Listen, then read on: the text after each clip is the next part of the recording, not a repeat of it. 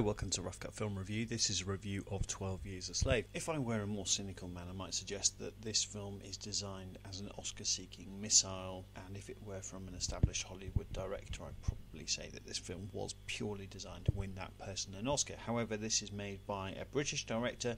It's a black British director nonetheless, so I'm easily impressed by things that might or might not be important. It's made by Steve McQueen, who's made such excellent films as Hunger and Shame, and indeed in this film there's a fair bit of hunger and shame to go around. I suspect that Benedict Cumberbatch may very well get star billing for this, but the real star of the film absolutely is the black British actor, and I'm really going to struggle pronouncing this all the way through, so I apologise. Chiwetel Ejiofor, who I've been really keen on since I saw Dirty Pretty Things and of course Serenity. First thing to say is the cast in general is really, really good, and I'm glad to see Michael Fassbender pop up in another Steve McQueen film, even if his character is completely bonkers. Adding into that, actually, I'll just mention we've got people like Sarah Paulson, so the wider cast are really impressive as well as the main characters. As you probably already know, this is a period piece set in a slave and cotton state in the United States at a time at which there was slave and cotton states. Ultimately, we have the story of, and I'll try again, and I'm sure this will be completely different to the first time I tried to pronounce it, Chiwetel Ejiofor's slave character, who is intelligent, talented, and trying not only to survive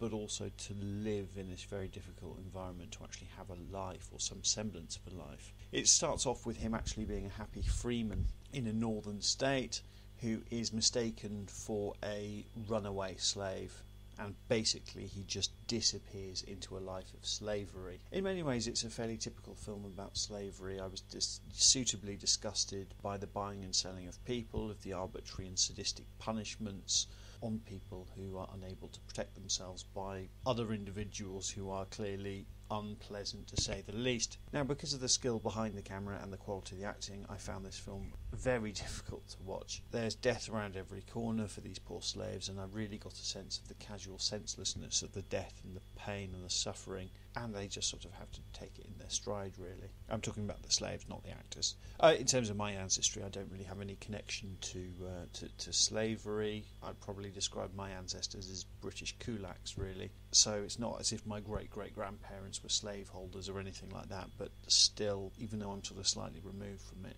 obviously as a white person, I find it very difficult to watch, really difficult to watch actually. And I'd say that the natural charm and acting ability of, and I'll try again, Chiwetel Ejiofor makes the film all that harder to watch. He's such a fine actor, and frankly his eyes alone, when he's just sort of looking a bit upset, I really feel very upset. He's such a fine actor.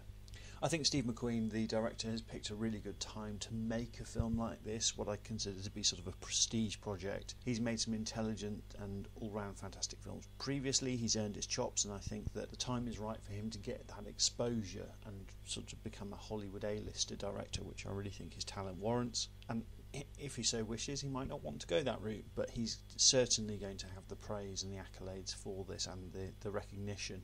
Running time is around about 2 hours and 10 minutes. Again, it's a bit on the long side, but here the film was of such high quality. It gave you a better sense of the lottery of being a slave, how some owners can be good, some bad, and really you've got zero say in where you end up. The other thing being, there seemed to be some differentiation, and I'm sure this is accurate, between black people and the N-word, and I'm going to stick with the N-word because I would feel uncomfortable saying the full word, which was sort of interesting, but then at the same time I found it very difficult to sit there for over 2 hours hearing the N-word so often.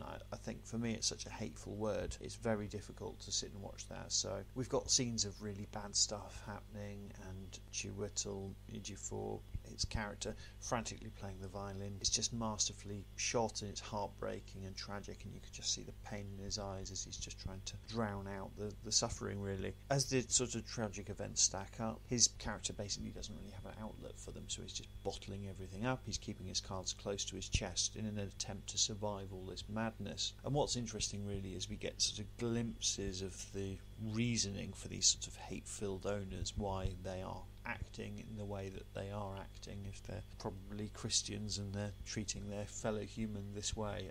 It's all very interesting, but at the same time very, very difficult to watch. So I've said lots of nice things about it. I think whether it does well at the box office remains to be seen. I remember reading a review of a Mogwai record many, many years ago, and it was described as more praised than played, meaning that people had said nice things about it but hadn't really listened to it as much as they sort of implied. And I think that this film may very well go down that route of people saying it's fantastic, it's of fantastic quality and it's made with great skill, but then watching it is actually quite difficult. Potentially people might feel guilty or angry or both about the human tragedy of this piece, and it really is some of the best acting that I can remember seeing. It's not just, oh crikey, I'm a slave and I'm being mistreated, oh I'm upset.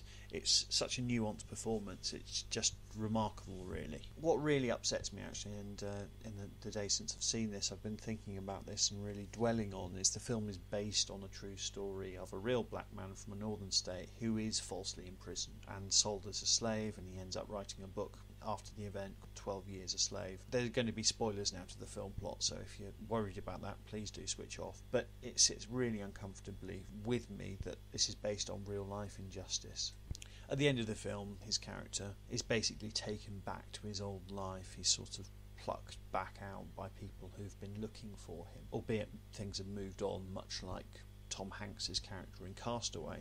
Life has just moved on and he's been away from it. Apparently in the real story he actually pursued his kidnappers and his oppressors in the courts, in a New York courtroom, but ultimately the perpetrators were never really brought, nothing really happened to them. And this really made me think, to be honest with you, that that's a really bitter pill to swallow for me, all these 150 years on, to think about that. But I suppose in the sort of pre-Civil War United States, it would have been very politically difficult to successfully prosecute people for essentially capturing a slave. And once you set a precedent for that, I suppose it might well be difficult. And then you've got the fact that, well, if we're treating this black guy nicely and we can't mistreat him and we think it's all very terrible, well, what about these millions of others that are currently toiling and suffering and dying under our... Anyway, I find it all very sad. Would you go on a first date to this film? Probably don't go and see this. Probably go and see a slasher or a comedy or pretty much anything else, because it is very sad. Lots of injustice. I feel really bummed out in a good way.